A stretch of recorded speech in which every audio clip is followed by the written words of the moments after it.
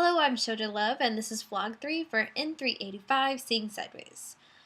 Today we started talking about limitations and freedom. Good or bad? Freedom allows you to do anything you want, but there's no ideas to bounce off of, and there doesn't seem to be any sort of guideline. So you get a paralysis of too many choices. However, limitations don't allow you to do whatever you want, so there may be a limitation on how extensively creative you can get. It's what we were talking about in class today.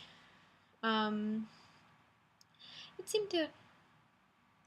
It seemed like stuff that I've already thought of. It's just seems like a review on my own mind, so it wasn't, crazy interesting, but it was nice to talk about. The way I started saying it in class is like a canvas versus a coloring book. With the coloring book, you can draw inside the lines, but you don't get to pick what the picture is. With the canvas, you can paint whatever picture you want, but you don't know what to paint.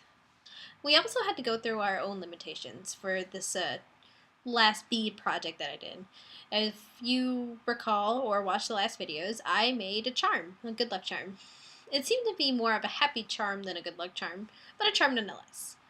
I didn't get to present my charm in class, so I didn't get to talk about it. The limitation I had with it was my charm broke in half, but I worked off of that and I made a new charm.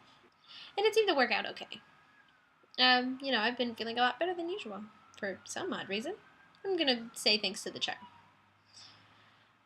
So we have to think about the limitations that we had with that. As far as limitations go, I think I gave myself a limitation. I wanted to try something that wasn't fashion or art related, and it seemed to work out great. I went with a spiritual aspect. So then we had to discuss a past project that we've done before. I've crocheted a sack boy, and his arms came out horribly wrong. One's like way huger than the other.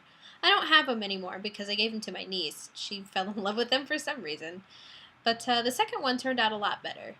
His fingers are kind of weird, but I think because I made them flat instead of rounded. Either way. The limitation with that one was experience. I had a lack of experience. I tried to count the rows and stitches the way, you're supposed to, but every time I do that, they never come out right. I don't mean they don't come out right, I mean they never come out right. And I had enough experience to kind of learn to work around other people's instructions because they don't work for me and everything that I do. And it worked out a lot better the second time. So we have to manifest our limitation into a project.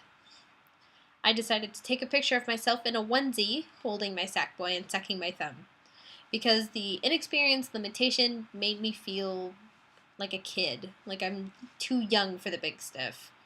I don't know any better. And there's really nothing else you can do as far as an experience goes except for do it again, which I did. But that was my frustration with that particular project. So, I have also picked up 2 new books. Comic book. It's a novel about comic books. And talks about what is a novel, what's a graphic novel versus a comic book, what is the difference, what's the importance of comic books in our society, and things like that. And it's been a pretty good read so far. I've enjoyed it. It's for a Heron class at IUPUI, and I'm a little upset that no one told me the class, but it's a Heron thing, and I'm a new media student, so I guess I can't expect, interdepartments to talk to each other like that. Another book that I picked up is Parallel Text Short Stories in Japanese. It's pretty much a bunch of Japanese short stories written in Japanese and English. There are 8 short stories in here. They translate pretty well. I've actually been reading through a couple of them, and I've been doing okay. A couple of kanji I need to catch up on, but that's about it. But it's been a pretty good book, and hoping to tear back into that Japanese again. I've been slacking a little bit. I need to pick it back up. Other than that, that seems to be all I've got for you today.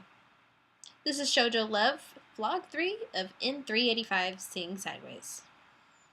See you when I see you.